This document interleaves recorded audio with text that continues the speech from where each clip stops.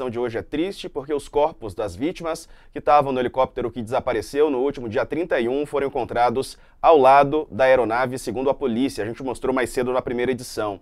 A gente ainda não sabe se as 4 pessoas morreram com a queda do helicóptero ou depois dessa queda. Afinal de contas, foram 12 dias de buscas. A aeronave foi localizada hoje por volta de 9h15 da manhã, na região de Paraibuna, que fica no Vale do Paraíba. Os corpos foram encontrados cerca de 1 hora depois. Você vê a hora que os policiais desceram de rapel, para chegar ao local.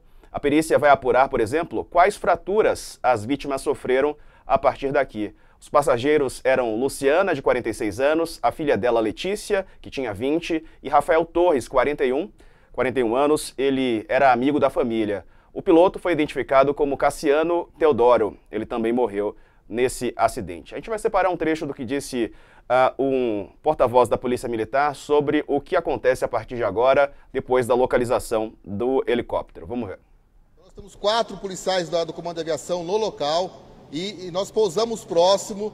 Nós estamos verificando se esse local de pouso, como é que é o acesso para o local, para as tropas terrestres, tanto da Polícia Civil, técnico científico, Corpo de Bombeiro, que for acessar o local, ter esse acesso terrestre. Então isso a gente está mapeando ainda para ver se haverá condições, principalmente durante o dia. Nós não vamos trabalhar à noite nesse cenário. Então ele vai trabalhar durante o dia, a gente está correndo para ter essas respostas e acesso terrestre para a perícia chegar no local e para depois tirar esse objeto da busca. Pois é, sobre esse assunto a gente conversa agora com Roberto Peterca, que é especialista em segurança de voo e piloto aposentado da FAB. O Leonardo Sakamoto me acompanha para essa entrevista. Boa tarde aos dois. Bom, é uma tragédia, uma tristeza, Roberto, mas o que a gente viu, aparentemente, a aeronave não tinha condição de fazer o voo com aquela condição meteorológica, estava nublado, estava com uma neblina forte pelas imagens que a garota gravou, e foram 12 dias também de trabalho até localizar a aeronave. Mas pelo menos é um desfecho, foi encontrado o helicóptero. Boa tarde, agradeço o convite. Só uma retificação. Eu não sou piloto da FAB, eu sou piloto civil, embora trabalhei na FAB na investigação e prevenção de acidentes aeronáuticos. Tá? Perfeito. Então, realmente é uma tragédia. O helicóptero não estava equipado com os instrumentos necessários para fazer o voo com aquelas condições meteorológicas. Não sei se o piloto estava habilitado ou não, mas a aeronave, o helicóptero, não estava habilitado. Sakamoto. Roberto, boa tarde. Leonardo Sakamoto aqui, obrigado pela presença. E eu acho que o Roberto. Desculpa, você estava falando e travou ou você terminou Não, eu terminei. Tá. Aquela primeira coisa eu terminei. A não sei que vocês queiram que eu fale mais. Não, vamos querer que você fale bastante, na verdade, até para explicar pro nosso internauta o que que aconteceu. Mas eu até queria partir para tentar que você explicasse para a gente como é que funciona esse momento agora, esse momento de resgate, né? Porque não é apenas uma questão de resgate dos corpos, né? O pessoal vai ter que buscar com cuidado os destroços até para entender o que aconteceu. E aí fazer uma pergunta, né, bastante de leigo. Em helicópteros como esse, existe algo semelhante a uma caixa preta? Não, esses helicópteros não têm a aeronave particular, a aeronave pequena, não tem as 2 caixas pretas que são laranjas, né? Não são pretas, são laranjas e que registram a voz da cabine ou os parâmetros de voo desenvolvido pelo avião, pelo helicóptero de maior porte. Pois é, e aí essas buscas durarem 12 dias, na avaliação do senhor, foi um período muito longo, né? A gente sabe que a dificuldade, mas 12 dias é um período extenso, falando também como leigo, né?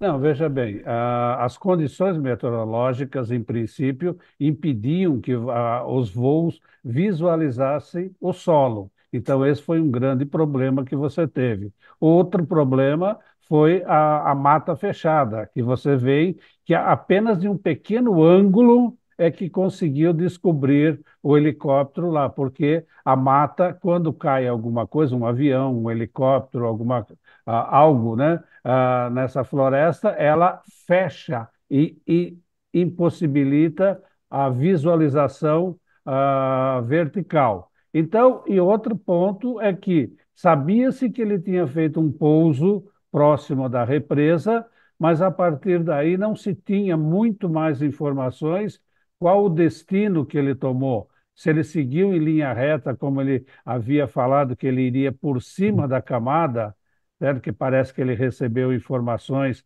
lá da Ilha Bela que no heliponto que ele ia estava o tempo aberto e que então ele iria por cima da camada, ou para que lado ele foi, se ele foi para o lado sul, para o lado de Bertioga, ou se ele foi para o lado sul, lado de Ubatuba, Caraguatatuba. Então veja que se você traçar uma reta do Campo de Marte para a Ilhabela, ele derivou para a esquerda, lá para Paraibuna, uma distância boa, certo? Então isso daí que dificulta muito, porque a área a ser vistoriada já era grande e com o desvio que ele fez ainda ficou maior. Agora, felizmente tivemos sucessos, né? Tivemos sucesso e localizamos, embora com 12 dias, que não é muita coisa para um acidente desse tipo. Roberto, com as informações que a gente tem até agora, né, com relação à questão das condições de voo, das opções que o piloto fez, do local onde ele teria feito teria aterrissado de forma emergencial e depois o local onde ele caiu. É possível dizer se a causa do acidente principalmente por uma questão de erro humano, de erro de tomada de decisões com relação ao tempo de voo, local de voo, ou você acha que pode ser também alguma coisa relacionada aos instrumentos, ao próprio equipamento? Veja bem, o próprio equipamento não, porque ele não poderia estar voando nessas condições.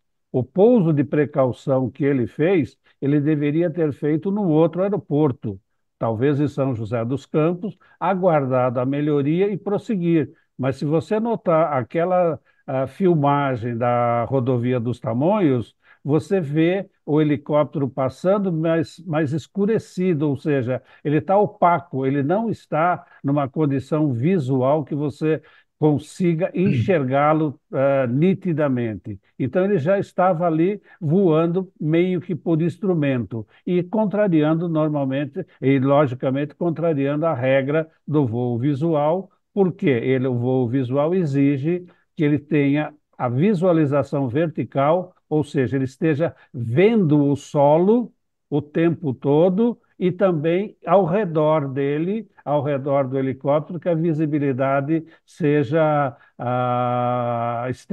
limpo tudo. Esse é o voo visual que ele se propôs e que o helicóptero não tinha condição de fazer um voo diferente. Tua avaliação, só para sublinhar mesmo, deixar mais evidente, o piloto se arriscou e não só se arriscou, colocou em risco também as outras pessoas. Infelizmente, sim. Infelizmente, ele tentou, mas deu errado e é aquilo que nós falamos. Foi uma decisão errada dele em função de outros fatores contribuintes também deve ter.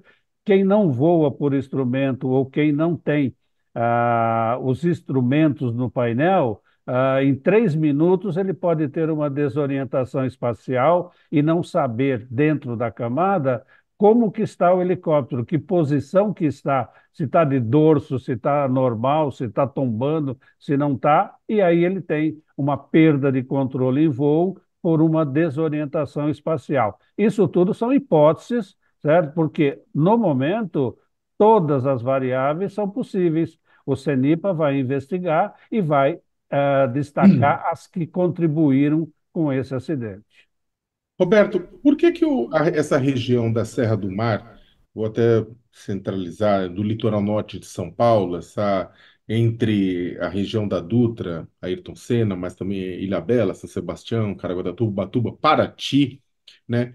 Angra. Por que que essa região tem tantos acidentes aéreos? A gente acaba tendo acidentes no aeroporto de Paraty, acaba tendo acidentes na Serra do Mar. É uma condição climática, é uma condição que o pessoal acaba exagerando. Qual que é a razão que essa região acaba tendo vários acidentes?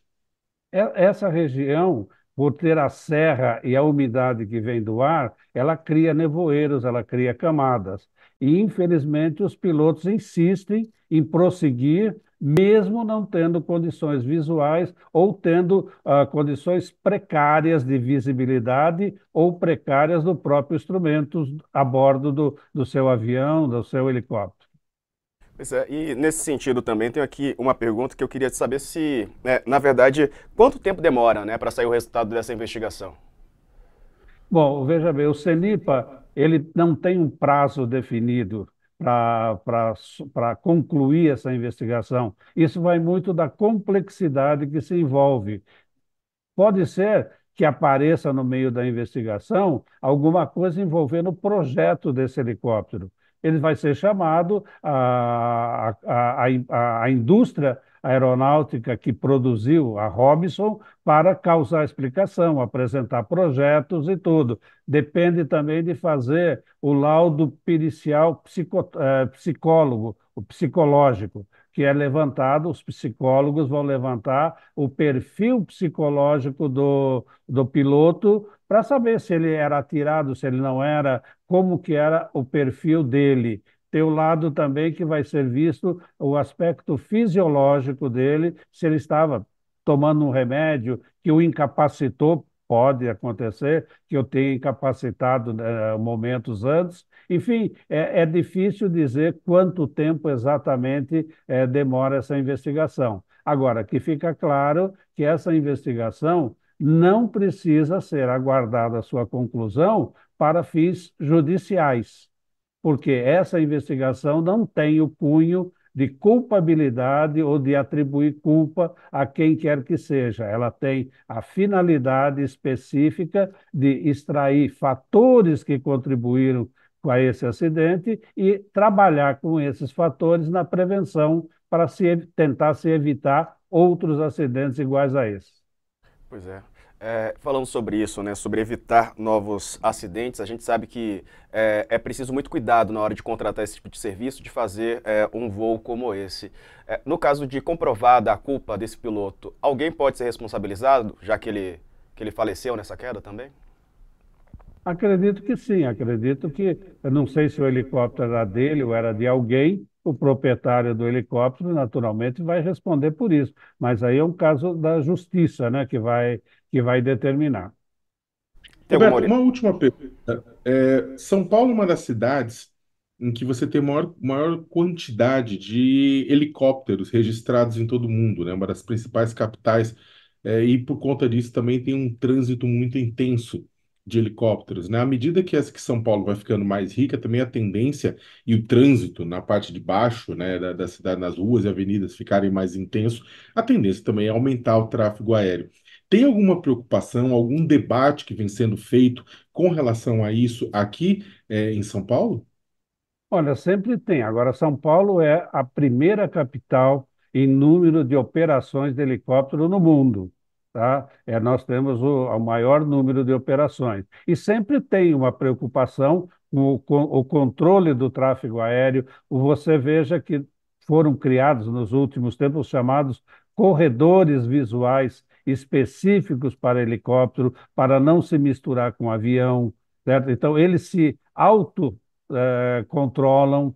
Então, existe uma preocupação constante do órgão de tráfego, que é o Departamento de Controle do Espaço Aéreo, do Comando da Aeronáutica, que faz esse estudo frequentemente para tentar melhorar e é aceito também opiniões e muitos pilotos participam, enviam sugestões e tudo para cada vez melhorar a segurança operacional.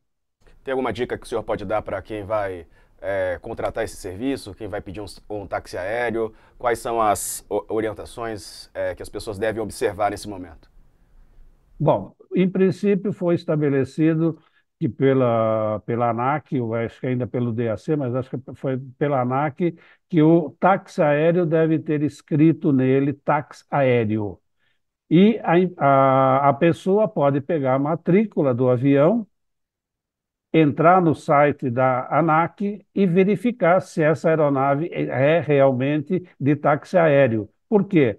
Um táxi aéreo, ele tem uma obrigação proporcional a uma empresa de grande porte. O piloto tem que ser piloto comercial, no mínimo, a manutenção é mais rígida, os equipamentos são mais controlados do que um avião particular. Então, a pessoa pode muito bem consultar o site da ANAC com a matrícula do avião e saber se ele pode ser operado, se ele pode ser explorado como táxi aéreo ou não. E na própria empresa que está alugando, pode exigir que o piloto apresente suas credenciais, de piloto comercial, no mínimo.